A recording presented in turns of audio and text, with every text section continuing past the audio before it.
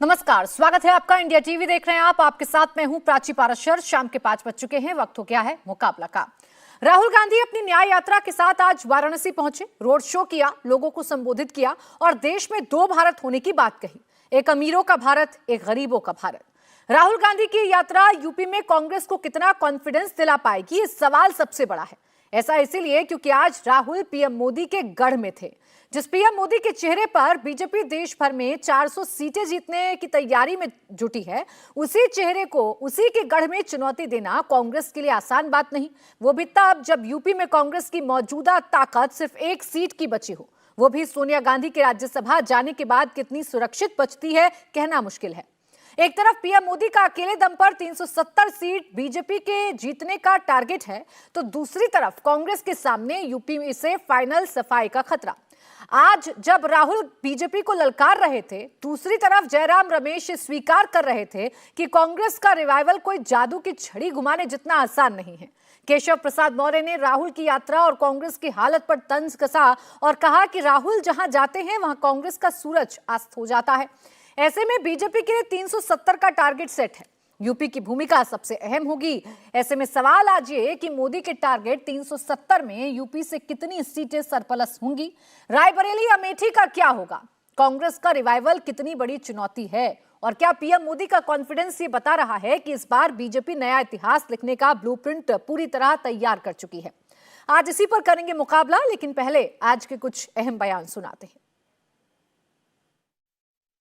देश में दो सबसे बड़े मुद्दे हैं। कौन से मुद्दे हैं? बेरोजगारी और दूसरा बेरोजगारी और अब जहां भी देखो आपको दो हिंदुस्तान दिखेंगे, एक अरबपति वाला और एक गरीबों का हिंदुस्तान। सही? तो यह अन्याय है ना कि अरबपति भी उतना टैक्स दे रहा है जितना हिंदुस्तान का सबसे गरीब दे रहा है। तो इसीलिए भारत जोड़ो यात्रा में हमने अन्याय शब्द जोड़ दिया। मणिपुर से महाराष्ट्र तक यह यात्रा जारी है। आज हम उत्तर प्रदेश में हैं। कांग्रेस बीजेपी तो क्या हो गया, अभी तो कांग्रेस युक्त बीजेपी हो गई है ना। सारे कांग्रेस नेता वहां जा रहे हैं जिनके खिलाफ ईडी, सीबीआई, इनकम टैक्स का खतरा है। ये बीजेपी का एक वॉशिंग मशीन उनको दिखता है। इस वॉशिंग मशीन में चले जाते हैं, सारे दाग छोड़ जाते हैं। लेकिन यूपी में कांग्रेस को रिवाइव करना कितना मुश्किल आपको लगता है? लंबा समय लगेगा। एक किसी के हाथ में कोई जादू की छड़ी नहीं है। समाजवादी पार्टी ने भी कहा है कि वो इंडिया गठबंधन को मजबूत करना चाहते हैं, बीजेपी को हराना चाहते हैं। वो भी हमारा मकसद है। इंडिया गठबंधन मजबूत है। दो पार्टियां निकल गई हैं, नीतीश कुमार, पलटी कुमार की पार्टी निकल गई है और आरएलडी निकल गई है। तो 26 पार्टियां आज भी इंडिया गठबंधन में हैं। जिस राज्य में श्री राहुल गांधी जी के कदम पड़े, उस राज्य में कांग्रेस वैसे भी डूबता हुआ सूरज है, लेकिन वैसे वैसे कांग्रेस का अंत दिखाई दे रहा है। और श्री राहुल गांधी जी की उत्तर प्रदेश में तथाकथित भारत जोड़ो न्याय यात्रा, जो कांग्रेस पार्टी उत्तर को दक्षिण से, पूरब को पश्चिम से, हिंदू को मुसलमान से, आगड़े को पिछड़े से, पिछड़े को दलितों से लड़ा करके शासन करती रही है। अब उसको ये मालूम होना चाहिए कि देश में माननीय प्रधानमंत्री श्री नरेंद्र मोदी जी के नेतृत्व में सबका साथ, सबका विकास, सबको सम्मान, सबको स्थान देते हुए देश को और प्रदेश को आगे बढ़ाने वाली सरकार भी है और विश्व की सबसे बड़ी पार्टी है, जिसका जमीनी स्तर पर मजबूत संगठनात्मक तंत्र है। इसलिए इस बार उत्तर प्रदेश में तो हम 80 की 80 सीटें जीतने जा रहे हैं।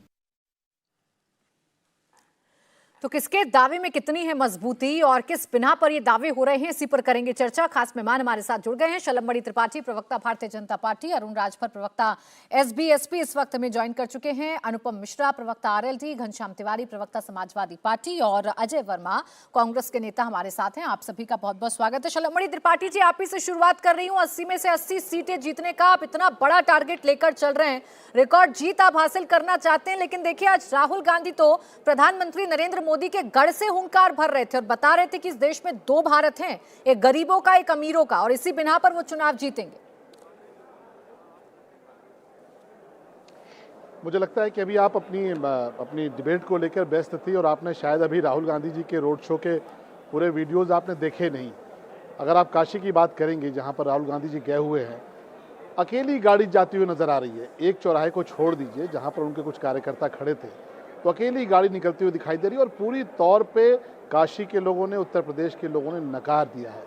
इसलिए नकारा है क्योंकि राहुल गांधी जी का उनका जो पूरा व्यक्तित्व है, उनका जो पूरी कांग्रेस पार्टी का चाल चरित्र है, वो लोगों के सामने बेनकाब हो चुका है। किस प्रकार से राहुल गांधी जी ने, उनकी कांग्रेस पार्टी ने हमेशा जिस प्रकार से मुद्दों के खिलाफ जाकर काम किया, देश के खिलाफ जाकर काम किया, चाहे वो धारा 370 का विषय रहा हो, चाहे वो भगवान राम के मंदिर का विषय रहा हो, जितने भी राष्ट्र से जुड़े मुद्दे रहे, उनको लेकर कांग्रेस पार्टी ने जो किया है, उसका परिणाम अब देखने को मिल रहा है। और मुझे तो लगता है शायद आपको ब्रेकिंग न्यूज आ भी गई होगी कि वो शायद अपनी यात्रा रोककर वायनाड जाने वाले हैं। ऐसा आपके ही मीडिया के जरिए खबरें मिल रही हैं, क्योंकि पूरी तौर पे फ्लॉप हुई है। उत्तर प्रदेश के लोगों ने नकारा है, हर राज्य के लोग नकार रहे हैं। बहुत सारे वीडियोज आए हैं, आपने देखे होंगे कि अकेले हाथ वेव करते हुए चले जा रहे हैं। कोई उनको न सुनना चाहता है, न कोई देखना चाहता है। और अभी तक सबसे जो बड़ी बात है कि अभी तक तो बार बार वो देश के उद्योगपतियों को हमला कर रहे थे। अब उन्होंने किस प्रकार का एक ओछा हमला किया, मैं उनका बयान सुन रहा था। देश की एक बेटी है जिसने देश और दुनिया में नाम रोशन किया, उनको लेकर जिस प्रकार का उन्होंने कमेंट किया है, ऐश्वर्या राय जी को लेकर जिस प्रकार का उन्होंने कमेंट किया, जिस प्रकार से शाहरुख खान को लेकर वो बोल रहे हैं, जिस प्रकार से विराट कोहली को लेकर वो बोल रहे हैं, ये उनकी हताशा है। उनको पता है कि वो हार चुके हैं। जिस भी राज्य में जा रहे हैं उनका लोग साथ छोड़ते जा रहे हैं। चाहे वो बिहार में गए, नीतीश कुमार जी ने साथ छोड़ दिया। जब इतना कुछ है शलनमणि त्रिपाठी जी, तो उन्हें फोटो लेने से क्यों रोक दिया गया? देखिए, शिकायत कर रही थी कांग्रेस, कह रही थी हम काशी विश्वनाथ गए, हमारे कैमरा पर्सन्स को रोक दिया गया, हमारा फोटो नहीं खींचने दिया और ना रिलीज किया। देखिए, काशी विश्वनाथ में उनको पता नहीं है, पहली बार गए होंगे शायद, इससे उनको नहीं पता है। आप भी जाएंगी, हो सकता है कुछ जगहों पे आपको भी फोटो न लेने दिया जाए, लेकिन जो लोग बार बार जाते हैं बाबा का दर्शन करने, उनको पता होता है ये बात। जो लोग केवल कोई इवेंट क्रिएट करने जाते हैं, केवल तमाशा क्रिएट करने जाते हैं, केवल इवेंट प्रोग्राम के तहत जाते हैं, उनको नहीं पता होता है। काशी विश्वनाथ आपको पता है सुपर सेंसिटिव एरिया है, कुछ जगहों पे रेस्ट्रिक्शंस होती है, लेकिन आपको जब आप जाएंगे दर्शन करने तो आपको पता होगा। आपने ना भगवान राम में विश्वास रखा, ना बाबा भोलेनाथ में विश्वास रखा। आप तो वो है कि इनको भगवान राम का निमंत्रण आया, आपको आमंत्रण आया, आपने उसको भी ठुकरा दिया और आज तक तो दर्शन करने नहीं गए। हमेशा भगवान राम के मंदिर का विरोध किया। बाबा विश्वनाथ का मंदिर जब बन के तैयार हो रहा था, जब विश्वनाथ कॉरिडोर बन रहा था, सबसे ज्यादा किसी ने बवाल उठ किया, सबसे ज्यादा विरोध अगर किसी ने किया तो कांग्रेस पार्टी ने किया। तो आज जब ये तमाशा करने पहुंचे हैं तो वहां के लोगों ने भी नकारा है और मुझे लगता है भगवान ने भी नकारा है। ठीक है, अजय वर्मा जी, कितना कॉन्फिडेंस है आपके पास? ये तो 80 में से 80 सीटें जीतने का दावा कर रहे हैं, एक सीट आपके पास बची है रायबरेली, वहां पर भी इस बार आपका कैंडिडेट चेंज होगा, तो सीटें बढ़ाएंगे या फाइनल से फाया होगा? प्राची जी, ये तो 85 भी कह सकते हैं। इनके रोक कोई लगा रहा है इनके मुंह पर? ये तो बोलने की मशीन है। इनके पास वॉशिंग मशीन और बोलने की मशीन, दो ही तो चीजें हैं मित्रों। अब की बार 500 पार, 500 नहीं कहीं 400 ही कह रहे हैं। देखिए, काशी में मैं आपको एक बात बताऊं, बाबा विश्वनाथ के दरबार में आज इनका अगर कोई नत्थू मोहन फकीरा टाइप नेता भी जाता है ना, छोटा सा, तो वो भी कैमरामैन लेकर जाता है। और साहब जब जाते हैं फोटो शूट कराने, पूजा करने नहीं जाते, तो जो पंडितों के भेष में फोटोग्राफर वहाँ धोती और वो पहनकर कैमरा लेकर घूमते हैं। ये फोटो मैं आपको इसमें वीडियो में दिखा दूंगा, पंडितों के भेष में। तो ये किस तरह से अपमानित करने का काम भगवान के दरबार को, हम ये काम नहीं करते। अगर सरकार ने मना कर दिया और इनके आदेश ऊपर से आगे दिल्ली से, और इनके आईटी सेल ने कह दिया कि नहीं जाएंगे कांग्रेस के कैमरे, इनके नेता चूंकि बेचैन हो जाएंगे साहब के दरबार में, तो इसलिए हमारे लोगों को मंदिर प्रशासन फोटो की अनुमति दे या ना दे, राहुल जी को दर्शन करने बाबा भोलेनाथ का, बाबा विश्वनाथ का जाना था, दर्शन किए। फोटो की इसलिए जरूरत नहीं है कि लाखों लोग वहां मौजूद थे। जी, आप इतनी समझदारी की बात कर रहे हैं, ये समझदारी थोड़े अपने नेता अजय जी को भी बता देते। आप ही के नाम राशि उनको समझा देते। वो तो मीडिया में आकर शिकायत कर रहे हैं अजय राय जी को। अब मैं ही तो बताने जा रहा हूं। अजय राय जी ने जो शिकायत करी वो जायज शिकायत है। हमारे प्रदेश अध्यक्ष जी ने वो इसलिए शिकायत करी है, अभी मैंने थोड़ी देर पहले कहा कि छोटे से छोटा नेता भी भाजपा का जिसके पास कोई पद भी ना हो, तो वो कैमरामैन और टीम लेकर फोटो शूट, हम वो काम नहीं करते कि केदारनाथ की गुफा में अंदर जाएंगे, पहले कैमरा फिट करा देंगे और फिर फोटो शूट कराएंगे, पूजा बाद में करेंगे। अजय वर्मा जी, यहीं पर कंफ्यूज कर दिया आपने। आप दर्शकों और वोटर्स को तो कंफ्यूज कर ही देंगे। एक तरफ शिकायत कर रहे हैं और एक तरफ कह रहे हैं हमें जरूरत नहीं है फोटो खिंचाने की। जब जरूरत नहीं है और आपने बाबा का आशीर्वाद ले लिया तो क्यों पब्लिक डोमेन में आके आपने शिकायत वो बात की? तो बतानी पड़ेगी जो इस जैनबिन में लोकतंत्र में लोकतांत्रिक प्रक्रियाओं का पालन करना चाहिए। अजय जी, मैं तो इनकार नहीं कर रही आपके बताने से, मैं सिर्फ इतना जानना चाह रही हूँ, जब आप इतने समझदार हैं, आपको सिर्फ बाबा विश्वनाथ के आशीर्वाद की पड़ी थी, तो क्यों शिकायत कर रहे हैं आप? क्यों कह रहे हैं कि हम तो, अगर ये पाखंडी हैं तो फिर आप क्या कर रहे हैं? आप भी तो शिकायत कर रहे हैं हमारे कैमरामैन ने नहीं जाने दिए। हम लोकतंत्र में अपनी बात भी ना रखें। इस लोकतंत्र में बात तो रखी जा सकती है और जो जायज बात है वो रखें। दोहरी मत रखिए। नहीं, हम दोहरी नहीं रखते, हम सिंगल बात रखते हैं। नहीं, आप ये कहेंगे कि आपके कैमरामैन अंदर नहीं गए, आपको फोटो नहीं खिंचवानी दी, ठीक है, मैं सवाल का जवाब शलमणि बता दो चाची जी, लेकिन आप दोनों दो बात कर रहे हैं। देखिए, राहुल गांधी देश की सबसे बड़ी अपोजिशन पार्टी के नेता हैं, पूर्व अध्यक्ष हैं, वर्तमान में सांसद हैं, संवैधानिक सांसद हैं वहां के। और जब जाते हैं अपने दल के साथ, अगर अकेले परिवार में जाते तो कोई जरूरत नहीं थी। एक यात्रा पर, न्याय यात्रा पर, जोड़ने की यात्रा पर निकले हुए हैं, तो कायदे में ये एक होता है, प्रोटोकॉल करना चाहिए जो सरकार के आदेश पर, मोदी जी के आदेश पर, देश के मुखिया के आदेश पर नहीं किया गया। कि इसको किसी भी तरह से डिमोलाइज करिए। अब लाखों लोग, इन्हें तो सलमणि जी को अपने अलावा कोई दिखाई नहीं देता, इन्हें तो केवल नहीं, क्योंकि इनके पास एक पुरानी सीडी है जो IT सेल से मिलती है, उसी को ये गाते रहते हैं। अच्छा, भीड़ पर अभी चर्चा कर लूंगी, लेकिन क्या पता इन्होंने आपका वो बयान सुन लिया हो जिसमें आप लोग कहते हैं ना, धर्म तो एक निजी विषय है, धर्म तो एक निजी विषय है, मंदिर जाएं तो आपको क्यों बताएं, शायद क्या पता इसलिए आपको परमिशन ना मिली हो। अब घनश्याम तिवारी जी, राहुल गांधी आए, आपके कुछ नेता भी उसमें शामिल हुए, आपका भी समर्थन उनको मिल रहा है। बीजेपी कह रही है 80 में से 80 सीटें हम जीतेंगे। आपका अपना कोई आंकड़ा है कितनी सीटों पर आप दावेदारी कर रहे हैं, कितनी सीटें आप जीत रहे हैं उत्तर प्रदेश में? नमस्कार प्राची जी, आपको, दर्शकों और को पैनलिस्ट को। सबसे पहले मैं देश के किसान ज्ञान सिंह जी को श्रद्धांजलि देता हूं, जिनकी शहादत बीजेपी के इस जनरल डायर शासन में हुई है। उसके साथ साथ उन सभी किसान परिवारों को सांत्वना देता हूं जिन्होंने अपनी आंखें गंवाई हैं कि भारतीय जनता पार्टी ड्रोन से उनके ऊपर फायरिंग करवा रही थी। जब प्रधानमंत्री जी ने बोला कि अब की बार 400 पार, तो मुझे लगा कि वो उनको याद आ रहा था कि 2021 में 702 किसानों की ने शहादत दी थी। तो इस बार उनको लग रहा होगा कि किसानों के इस अब की आंदोलन में उनका आंकड़ा 400 है।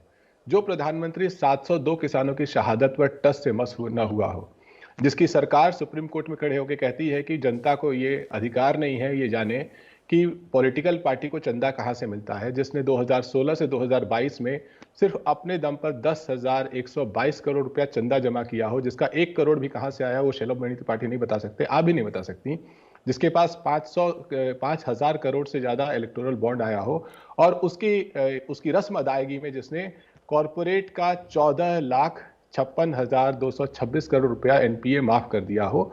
वो 400 चले जाए, 700 चले जाए, वो किसानों पर गोली चलाए, बेटियों को, जब शलभमणि त्रिपाठी कर रहे थे, जिस बेटी ने देश के लिए नाम कमाया हो, साक्षी मलिक जैसी बेटियों को जलील करे और अपने सांसद को हनुमान बना करके अपने कंधे पर बिठाई रखे, जो बेटी बचाओ नारे को धमकी बना दे और रेपिस्ट बचाओ के कार्यक्रम करने लगे, गुजरात की सरकार के ऊपर जैसे आरोप लगे, उस पार्टी का कॉन्फिडेंस दिखता है जो हर शहर, हर राज्य में जाकर के लोकतंत्र का गला घोटे, उनकी पीठ पे छुरा घोपे, नीतीश कुमार जी को अपनी तरफ ले आए, जयंत चौधरी जी को अपनी तरफ ले आए, झारखंड में एक चलती हुई सरकार को बर्बाद करने की कोशिश करे, ये कॉन्फिडेंस दिखता है। लेकिन ये किस चीज का कॉन्फिडेंस है? ये धोखाधड़ी से जनता को मारकर, उनके ऊपर गोली चलाकर, उनको बेरोजगार रखते हुए चुनाव जीतने का कॉन्फिडेंस है, और ये उन कॉर्पोरेट का कॉन्फिडेंस है जिससे इन्होंने 10,122 करोड़ रुपए चंदा जमा किया। ठीक है, आपके मुद्दों का जवाब लूंगी, लेकिन घनश्याम तिवारी जी, जब इतना गलत करने के बाद इनका कॉन्फिडेंस हाई है और आप लोग सब कुछ इतना अच्छा कर रहे हैं, आप लोगों को देश की चिंता है, तो आपका कॉन्फिडेंस क्यों लो है? आप क्यों नहीं कोई आंकड़ा बता रहे, या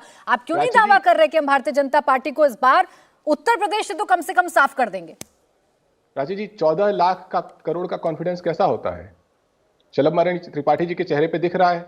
आप कॉर्पोरेट का 14 लाख करोड़ माफ करेंगे, 10,000 करोड़ जमा करेंगे, 2019 में 27,000 करोड़ खर्च करेंगे। अभी आप कहते हैं फोटो की, इस देश में कौन फोटो जीवी है? आप अपने घर से बाहर निकलिए और हर चौराहे पे आप देखिए किसकी फोटो दिखाई देती है, फिर पूछिए। शलभमणि त्रिपाठी जी की सरकार कहती है कि इन्होंने देश के युवाओं को 44 करोड़ मुद्रा चलिए लोन मैं दिए जवाब हैं। ले लेती हूँ। यानी एक कि छोटा सा आपका जो जवाब दर्शक शलमणि देख रहा त्रिपाठी है, जी इस बात का हर दीजिएगा, परिवार लेकिन में तिवारी 2 जी खिलाफ इस फॉर्मूले को भी आप भी समझाइएगा कि पैसे से क्या जनता का वोट खरीदा जा सकता है। जीत तो वोट से ही रहे, अब वो वोट कैसे आ रहे हैं ये जरूर बताइएगा। पहले मैं शलमणि त्रिपाठी जी से जवाब ले लेती हूँ। बहुत मुद्दे हैं, घनश्याम तिवारी जी कह रहे हैं आपका कॉन्फिडेंस हाई है क्योंकि आप कुचल के वोट पाते हैं लोगों को। देखिए, आपने कोशिश तो की कि थोड़ा कॉन्फिडेंस भर सके उनके भीतर, लेकिन हार तो पहले ही माने बैठे हैं। आप देखिए कैसे हार माने बैठे हैं, हताश बैठे हैं, बता रहे हैं कि इन्होंने इतने पूंजीपतियों की वजह से, इतने उद्योगपतियों की वजह से।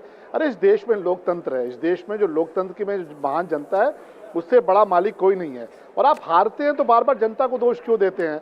आपकी सीट, आपकी जो पार्टी थी वो पहले इनोवा पार्टी में तब्दील हुई, केवल परिवार के लोग 5 लोग जीत के गए। आज की तारीख में ई रिक्शा पार्टी में तब्दील हो चुके हैं, 2 या 3 मेंबर बचे हैं। आज हार मान रहे हैं, आपके लोग छोड़ छोड़ के भाग रहे हैं। कौन डूबती हुई जहाज में सवार होना चाहेगा? चाहे वो जयंत जी हों, चाहे वो नीतीश जी हों, चाहे वो मुंबई के, महाराष्ट्र के कांग्रेस पार्टी के लोग हों। आप डूबता हुआ जहाज है, आप वही डफली लेकर पिछले 2014 से बजा रहे हैं। 2014 से बार बार लोगों के सामने झूठ बोल रहे हैं, लेकिन इस देश की जनता को पता है कि अगर इस देश के गरीबों को किसी ने राशन दिया तो मोदी जी ने दिया, माताओं बहनों को शौचालय दिया तो मोदी जी ने दिया, किसान सम्मान निधि दी तो मोदी जी ने दी, अगर किसी को कारोबार करने का मौका दिया, नौजवानों को अवसर दिया तो मोदी जी ने दिया। मोदी जी ने इस देश के लिए क्या किया? लेकिन त्रिपाठी जी बहुत सारे मुद्दे हैं इनके पास, इन मुद्दों पर आगे चर्चा करूंगी। अरुण राजभर जी को चर्चा में ले आती हूँ, रोक रही हूँ शलमणि त्रिपाठी जी आपको। अरुण राजभर जी देखिए, अब बेशक साथी बदले, साथी छोड़कर जाए, लेकिन चाहे घनश्याम तिवारी जी हों, चाहे अजय वर्मा जी, उनके पास मुद्दे तो हैं और इन मुद्दों के बिना पर वो आपको, आपकी विजय रथ को रोकने का दावा भी कर रहे हैं। देखिए, वो तो जिस रथ के ऊपर सवार हैं उसको ये बता चुके हैं कि ये रथ है, इस पे जो भी सवार होगा वो खत्म हो जाएगा। आज से 1 महीने पहले यही समाजवादी पार्टी कांग्रेस के लिए कह रही थी कि ये पिछड़ों के दुश्मन कांग्रेस पार्टी है, ये पिछड़ों को धोखा दी हुई पार्टी है, इसको वोट मत देना।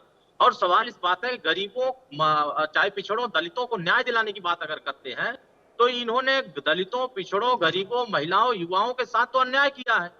और अन्याय करने वाले अगर आज न्याय की बात कर रहे हैं तो 55 साल तक कौन सा न्याय कर रहे थे ये भी तो बताना पड़ेगा कि हमने 55 साल तक राज किया, हमने अन्याय ही किया, न्याय नहीं दे पाया। क्योंकि 33% आधी आबादी को आरक्षण अगर किसी ने दिया लोकसभा में तो माननीय प्रधानमंत्री जी ने दिया। इस लड़ाई को सुहेलदेव भारतीय समाज पार्टी 20 साल से कह रही थी कि आधी आबादी महिलाओं की है, उनको भी भागीदारी मिलनी चाहिए, लेकिन कांग्रेस पार्टी ने हमेशा से सदन में इसका विरोध किया है कि महिलाओं को आबादी के हिसाब से आरक्षण नहीं मिलनी चाहिए। और जहां तक रही सवाल पिछड़ों को, तो पिछड़ों के लिए सबसे ज्यादा काम अगर किसी सरकार में हो रहा है तो एनडीए की सरकार में हो रहा है, जिसकी लड़ाई माननीय ओम प्रकाश राजभर जी आज लंबे अरसे से लड़ रहे हैं कि जो पिछड़ों की आबादी है उसमें जो मजबूत वर्ग है वो आबादी के हिसाब से अपने आरक्षण पा ही नहीं रहे हैं। और उसी को दिलाने के लिए हम एनडीए के साथ खड़े हैं और मोदी जी दे रहे हैं कि आज पूरे देश में पिछड़े वर्गों के लोगों को राष्ट्रीय पिछड़ा वर्ग आयोग को संवैधानिक दर्जा दिया गया। अरुण राजभर जी, ये भी 2022 के चुनावों के बाद ही लगता है आपको समझ में आया है, वरना आप तो पिछड़ों का अहित कर रही है ये सरकार, यही तो बताकर अलग हुए थे भारतीय जनता पार्टी से और मिल गए थे तिवारी जी की पार्टी के साथ। अब बात ये हो जाए कि अगर ये अहित की बात है तो हित की बात चिंता करनी चाहिए। ठीक है कि माननीय ओम प्रकाश राजभर जी किस बात की हित की बात चर्चा कर रहे हैं कि जिन बातों को कांग्रेस उठा रही है, क्या उनकी सरकार में महंगाई नहीं थी? उनकी सरकार में बेरोजगारी थी, तो कहे थे गरीबी मिटाने के लिए, क्या हुआ था? सर अभी भी अगर 10 साल आपका शासनकाल हो गया और अभी भी कांग्रेस की सरकार को आप मानक मानेंगे तो ऐसे तो नहीं होगा ना। आप तो वादा करके आए थे, थोड़ा ना कहा था कि जब हमसे पूछेंगे तो कांग्रेस से हम कंपैरिजन कर लेंगे। अनुपम मिश्रा जी, 1 मिनट। अनुपम मिश्रा जी, देखिए आप तो बड़े महत्वपूर्ण प्लेयर हैं अभी इस वक्त। घनश्याम तिवारी जी कह रहे थे ऐसी तोड़ के लोगों को ये लोग लेकर जाते हैं और फिर अपनी जीत का दावा कर रहे हैं, तो आपको भी कोई डराया, धमकाया, कोई प्रेशराइज किया गया था क्या? अभी तो राजभर जी को मंत्री बनाया नहीं। प्राची जी, मुझे लगता है कि हम लोगों ने जो मूल बहस शुरू की थी वो राहुल गांधी से शुरू हुई थी, लेकिन आपके प्रश्न का मैं पहले उत्तर दूंगा। हमें क्या डराएंगे और किस बात के लिए धमकाएंगे? पिछले इतने वर्षों से चौधरी परिवार हिंदुस्तान की राजनीति में सक्रिय है, एक दामन पे छींट भी नहीं है, दाग तो बहुत दूर की बात है, तो वो बात तो खत्म करें। जो हमारा जो कहना था कि जैसे आपने शुरू किया, जब राहुल गांधी जी एक यात्रा लेके निकले, कांग्रेस पार्टी को इस समय अपने भीतर बहुत आत्ममंथन की आवश्यकता है। ये इवेंट नहीं है, मास मोबिलाइजेशन है और मास कॉन्टैक्ट प्रोग्राम है। इसमें इनको देखना पड़ेगा कि ये इवेंट की तरह ना हो, बल्कि जब ये यात्रा कंप्लीट करें तो उसका जनमानस पर क्या इम्पैक्ट है। विडंबना और जो उसका दुख का पहलू है वो ये है कि कांग्रेस पार्टी अभी तक हिंदुस्तान की जनता की नब्ज नहीं पकड़ पाई। और वो इधर और उधर सिर्फ चल रहे हैं। तो जिन अब राहुल गांधी जी को अपनी पार्टी में ही नेतृत्व लोग नहीं स्वीकार कर पा रहे हैं, तो वो बाकी लोग कैसे उनका स्वीकार करेंगे? पार्टी के अंदर उनके सारे हम उम्र के युवा नेता उनको छोड़कर जा रहे हैं, वो अकेले पड़ते जा रहे हैं। आज की अभी खबर आप लोगों को मिल गई होगी। तो आपको अनुपम जी कहीं ना देखिए, कहीं आप क्या अखिलेश यादव को युवा नहीं मान रहे हैं? आप वो तो अभी भी साथ है और पक्की दोस्ती का बात कर रहे हैं। आप देखिए, मैं बता रहा हूँ आपको, कहीं ना कहीं अखिलेश यादव जी के साथ भी वही विडंबना है। अखिलेश यादव जी को भी ये बात समझनी पड़ेगी कि जब आप एक अलायंस बनाते हैं तो सबकी उपयोगिता होती है, सबकी महत्वपूर्ण भूमिका होती है। जहां आपको नेतृत्व करना, वहां आप नेतृत्व नहीं कर पा रहे हैं। यानी किसी तरीके का कोई प्रेशर नहीं, किसी भी तरीके से कोई डराया धमकाया नहीं गया, कोई केसेस का आप पर कोई दबाव नहीं बनाया गया, मैं ऐसा मान लूं? फिर मैं जवाब लूंगी तिवारी जी और अजय वर्मा जी। बिल्कुल नहीं। किस बात का दबाव, किस बात के लिए डराएंगे धमकाएंगे? हमारे मुद्दे हैं, उसको जो स्वीकार करेगा हम उसके साथ जाएंगे। ठीक है, क्लियर हो गया होगा। तिवारी जी इस बात पर जवाब लूंगी आपसे। एक छोटा सा ब्रेक ले रही हूँ, ब्रेक से फौरन वापस लौटेंगे। आप देखते रहिए मुकाबला।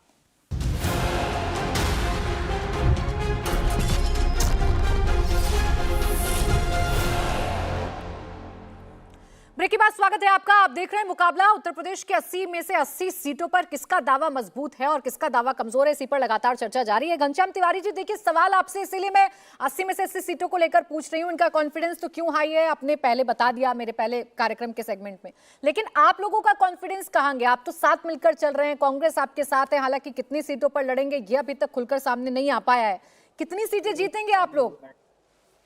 ये दो बातें कहूंगा। पहले तो अरुण राजभर जी जो 2021 में इन बयानों को डिफेंड कर चुके होंगे, जब ओम प्रकाश राजभर जी ने कहा था कि भारतीय जनता पार्टी चाहती है कि पिछड़े उनकी गुलामी करें, और फिर उन्होंने तलवार निकालने की बात की थी, भीख मंगाने की बात की थी। तो भारतीय जनता पार्टी की ऐसी क्या मजबूरी है कि जिन लोगों ने भद्दी भद्दी गालियां भारतीय जनता पार्टी के नेताओं को, मोदी जी को, योगी जी को दी हैं, उनके प्रवक्ताओं के सहयोग से मीडिया के मंच पर या सरकार के मंच पर बैठना चाहते हैं? कैसी मजबूरी है? ये तो 80 जीतने वाले हैं। या कैसी मजबूरी है कि ये 80 जीतने के बावजूद संसद से सांसदों को बाहर फेंक देते हैं, जैसा मैंने कहा, किसानों को के ऊपर बंदूक चलाते हैं। इस देश में अगर आप किसानों को के ऊपर ड्रोन से हमले कराएंगे, जिस सरकार ने चीन के सामने चू नहीं बोली, वो सरकार देश के किसानों पे ड्रोन से हमले कराएगी, तो आपको क्या लगता है किसान वोट देंगे? अहंकार तो रावण का नहीं टिका था, उसकी भी सोने की लंका थी। इन्होंने भी कॉरपोरेट की मदद से 10,122 करोड़ रुपए कमाए हैं, 14 लाख करोड़ जो है माफी दी है। तो अहंकार इनका भी नहीं टिकेगा। कितने हम जीतेंगे वो इस चुनाव में साबित होगा। हम दलों को नहीं तोड़ रहे हैं, हम दिलों को जोड़ रहे हैं। भारतीय जनता पार्टी है जो भद्दी भद्दी गालियां देने वाले नेताओं को अपने साथ ला रही है, उन लोगों को लेके आ रही है जिन्होंने सेना को भी गाली दी थी, उन्हें राज्यसभा का सदस्य बना रही है। और हम अपनी पीडीए की यात्रा कर रहे हैं। हम कह रहे हैं कि इस देश में पिछड़ा, दलित, आधी आबादी, अल्पसंख्यक सबका अधिकार समाजवादी पार्टी बुलंद करेगी। लेकिन ये घनश्याम जी कैसा पीडीए है? आप तो आपके अपने साथी, चलिए भारतीय जनता पार्टी तो जो कर रही है, इनको गाली देने वाले लोगों को ये क्यों एक्सेप्ट कर रहे हैं, अभी पूछ लेती हूँ। लेकिन आपकी अपनी साथी अभी आपके विधायक हैं, वो कह रही हैं कि काहे का पीडीए, राज्यसभा चुनावों में तो आप लोगों ने ध्यान नहीं रखा। ये किस बात का पीडीए है? पल्लवी पटेल की बात कर रही हूँ। आलोचना में क्या बुराई है? कम से कम भारतीय जनता पार्टी की तरफ तो नहीं कि दर्जन भर आप कांग्रेस के नेताओं को पहले तोड़ के ला रहे हैं, धमका के ला रहे हैं या लालच में ला रहे हैं, आप सोचिए। लेकिन आप उनको तोड़ के ला रहे हैं, फिर राज्यसभा भेज रहे हैं। आप सोचिए इस भारतीय जनता पार्टी में लोगों का क्या मोराल है, जो कहते हैं कि राष्ट्रवाद, कैसा खोखला राष्ट्रवाद है। कॉर्पोरेट से आपको भर भर के चंदा चाहिए, उसके बाद एक से एक आपके ऊपर आरोप लगेंगे करप्शन के। किसानों को आप गोली मारेंगे, युवाओं को बोलेंगे हमने 44 करोड़ मुद्रा लोन दिए, लेकिन देश में बेरोजगारी चरम पर है। अपने कार्यकर्ता आपके इतने सारे मुद्दे हैं, देश की आपको चिंता है। मैं यही तो पूछ रही हूँ आपसे कि कोई तो फॉर्मूला आप लोगों के पास भी होगा ना। चलममणि त्रिपाठी जी के इस कॉन्फिडेंस को तोड़ने के लिए उत्तर प्रदेश में कैसे मिलकर लड़ेंगे, यही नहीं बता पा रहे अभी तक। तो कितनी सीटों पर बन रही है सहमति? आप कुछ कहते हैं, कांग्रेस कुछ कहती है।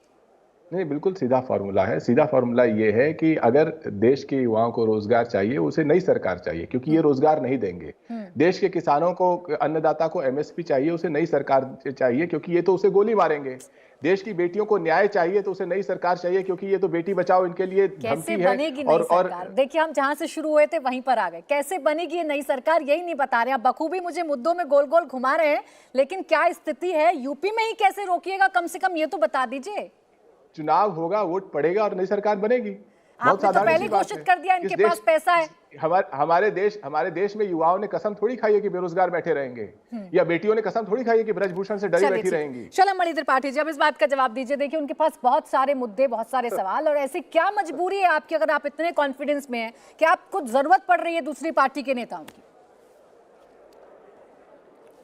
देखिए, ये जो बोल रहे हैं इनको खुद पता है कितना बड़ा झूठ बोल रहे हैं। आज जब ये बोल रहे हैं उत्तर प्रदेश में अभी तक के इतिहास की सबसे बड़ी पुलिस भर्ती की परीक्षा हो रही है, किसको बता रहे हैं? लड़के वहां पे एग्जाम दे रहे हैं, नौजवानों को पता है कि नौकरी अब बेची नहीं जा रही समाजवादी पार्टी की सरकार की तरह। आज ईमानदारी से नौकरी मिले। और देखिए दरअसल मसला क्या है, एक एक वोट का मसला है। लोग ये समझ चुके हैं कि एक वोट अगर गलत पड़ता है तो इस देश में धारा 370 थोपी जाती है, और एक वोट सही पड़ता है तो 370 को उठाकर कूड़े के ढेर में फेंक दिया जाता है। एक वोट गलत पड़ता है तो राम भक्तों पर गोलियां चलती हैं। एक वोट सही पड़ता है तो मोदी जी के नेतृत्व में भव्य राम मंदिर बनकर खड़ा होता है। एक वोट अगर गलत पड़ता है तो समाजवादी पार्टी की सरकार में आतंकवादी छोड़े जाते हैं, मुकदमे वापस लिए जाते हैं। एक वोट सही पड़ता है तो मोदी जी के नेतृत्व में आतंकवादियों के खिलाफ मुकदमे चलते हैं, उनको फांसी पर लटकाया जाता है। एक वोट गलत पड़ता है तो देश में हर रोज आतंकी हमले होते हैं, लेकिन एक वोट सही पड़ता है तो मोदी जी के नेतृत्व में भारत पाकिस्तान के भीतर घुसकर सर्जिकल स्ट्राइक करता है। ये है सशक्त भारत। लोग समझ चुके हैं कि कौन लोग हैं, केवल अवसरवादी राजनीति करते हैं। परिवार कैसे बढ़े, हमारी पार्टी कैसे बचे, वंश कैसे बचे। एक तरफ मोदी जी अकेले इन सबका मुकाबला कर रहे हैं, लेकिन अब अकेले नहीं है। जयंत जी आ चुके हैं, नीतीश जी साथ आ चुके हैं। महाराष्ट्र में आप देखिए किस प्रकार का उलटफेर हो चुका है। और अभी आप देखते चलिए, अभी तो इन्होंने पीडीए की बात की है ना, अभी राज्यसभा के जो उनके कैंडिडेट आए हैं उसको लेकर समाजवादी पार्टी के लोग भी तो जानना चाह रहे हैं। देखिए घनश्याम तिवारी जी बड़ी मासूमियत से आपसे पूछ रहे थे कि जो लोग आपको गाली देते हैं, जो आपके बारे में बुरा भला कहते हैं, जो कसम खाते हैं कि आपकी सरकार को तो आने ही नहीं देंगे, ऐसी क्या मजबूरी आ जाती है आप लोगों को कि आप उन्हें वापस सहर्ष गले से लगा लेते हैं, स्वीकार कर लेते हैं?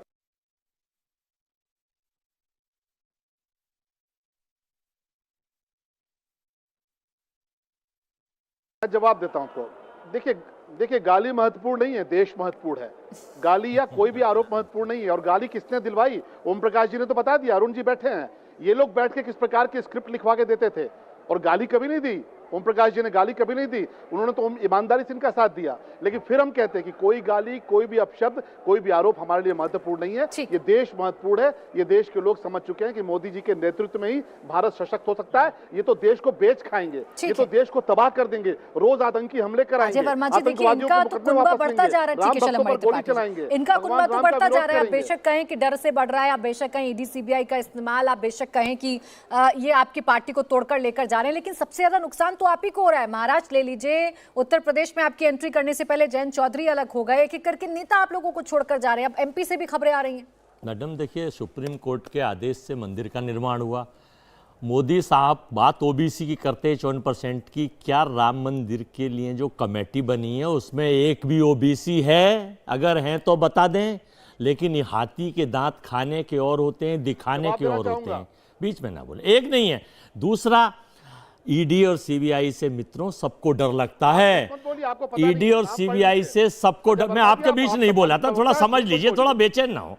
ईडी और सीबीआई देखिए, इनके पास 39 और फिर आप बीच में आ गए भाई। आप जवाब दे रहे हैं, बाद में दे देना, मैंने इनके बीच में नहीं बोला था। मैंने आप कोई ओबीसी नहीं है। देखिए इनके पास पहले 39 थे, अब 40 हो गए, और 6 इनके पास इनके आदर्श से, जिसे बोलते हैं इनविजिबल, इनके सहयोगी हैं। जैसे ईडी इनका इनविजिबल सहयोगी है, आईटी इनका इनविजिबल सहयोगी है, चुनाव आयोग इनविजिबल सहयोगी है। हम 3000 शिकायत करते हैं, एक शिकायत पर संज्ञान नहीं लिया जाता। इनके हमारे खिलाफ 13 शिकायतों पे 14 और बना के संज्ञान ले लिया जाता है।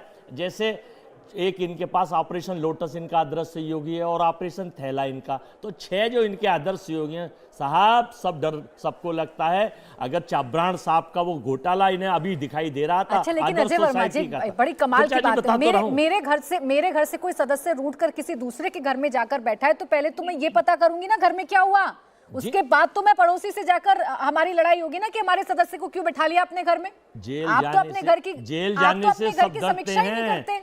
शुभेंदु अधिकारी जेल नहीं जा रहे हैं, शिवराज सिंह जेल नहीं जा रहे हैं, रमन सिंह जेल नहीं जा रहे हैं, आसाम के मुख्यमंत्री शर्मा अच्छा, जेल चलिए, नहीं जा ठीक है, रहे हैं, अरुण जेल राजभर जा जी। रहे हैं कौन? ठीक। केजरीवाल के अरुण आदमी जा राजभर रहे जी, हैं। आपकी जेल चर्चा जा रहे सबसे हैं ज्यादा झारखंड होती के है। अच्छा, रुक मुख्यमंत्री। जाइए सर, आपकी चर्चा सबसे ज्यादा होती है। अभी तिवारी जी कह रहे थे, हालांकि बताया शलमणि त्रिपाठी जी ने बड़े अच्छे से त्रिपाठी जी कि के आप पास तो तो- गाली देते थे, आप तो कहते थे कि तो गलत है, ये तो गलत है, इनकी सरकार नहीं आनी चाहिए, तलवार निकल जाए, ये हो जाए, वो हो जाए। शलमणि ऐसा क्या हुआ? त्रिपाठी जी एक के सेकंड, पास अजय तो- वर्मा जी, एक मैं सेकंड। अरुण राजभर जी से शलमणि पूछती तो- हूँ, ये ऐसा अरुण क्या राजभर हो जी गया, तो इनका मुखौटा ऐसा क्या क्या है, हो तो गया बैठे कि आपको हैं। पार्टनर बदलने पड़े? उसके साथ विश्वास ही अभी नहीं तो बना अरुण पाते हैं। राजभर पहले जी, तो ये राजभर जी को ना विश्वास मंत्री बनाना बनाया ना सीखें। गठबंधन हुआ और है। इनके नेता का खुद ही विश्वास नहीं है जनता पर कि जनता हमारे साथ आएगी कि नहीं आएगी।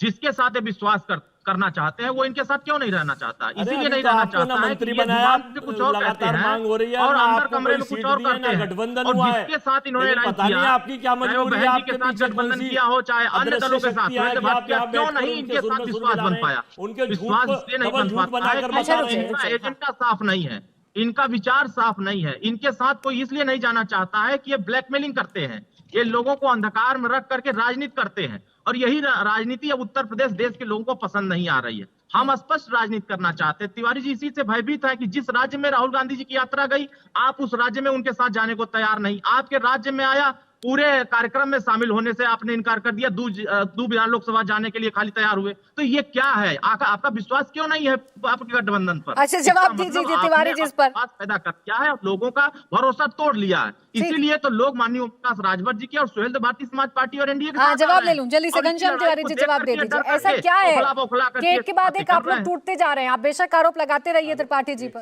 अरुण जी, अभी तो ना मंत्री पद मिला, ना एक मिनट। गठबंधन हुआ, घनश्याम अभी जी। से आप इनके झूठ में झूठ क्यों मिला रहे हो मेरे भाई? मैं तो अरुण राजभर अच्छे प्रवक्ता हैं, लेकिन जब आपके नेता ही पलटते रहते हैं, गाली गलौज करते हैं, बीजेपी के नेताओं को गाली गलौज करते हैं, उनके ऊपर समाजवादी पार्टी के नेता अखिलेश यादव जी पलटे हैं। अच्छा, रुक जाइए, रुक तो जाइए। उनसे बड़ा पलटू राम तो कोई हुआ नहीं कभी। अरुण जी, वो आराम से सुन रहे थे, आप भी सुन बसपा रहे से थे। गठबंधन के करके ऊपर पलट गए, कांग्रेस से जब ओम प्रकाश राजभर बीच में टोकी, जब ओम प्रकाश राजभर ने तलवार की बात की तो उनके ऊपर मुकदमा लेकिन था। यही अरुण राजभर ओम प्रकाश राजभर को डिफेंड करने आए थे। तो मुझे लगता है जनता में इस तरह के नेताओं का कोई वजन नहीं है। इनके तर्क अच्छे हो सकते हैं, लेकिन कोई वजन नहीं है, अहमियत नहीं है। सच क्या है? बहुत सीधी सी बात है। मैं उत्तर प्रदेश के युवाओं को कहता हूँ, समाजवादी पार्टी की तर्क तरफ नहीं, से, अगर वजन नहीं है तो 10 डरे साल क्यों में है? आपके बीच में आपका टोकी, डर तो आपके पिछले चेहरे 10 पर साल दिख रहा है कि नहीं दिख रहा है? कि 10 साल में लोकसभा पिछले 80 में 10 साल आप बता नहीं पा अच्छा, रहे चलिए, हैं ठीक है। कि मेरे हम पास कहाँ लड़ाई में अरुण खड़े हैं। राजभर जी रोक रही हूँ, मैं घनश्याम तिवारी जी आपको भी रोक रही हूँ। मेरे पास समय नहीं था। बहुत बहुत शुक्रिया आप सभी का हमारे साथ इस चर्चा में जुड़ने के लिए।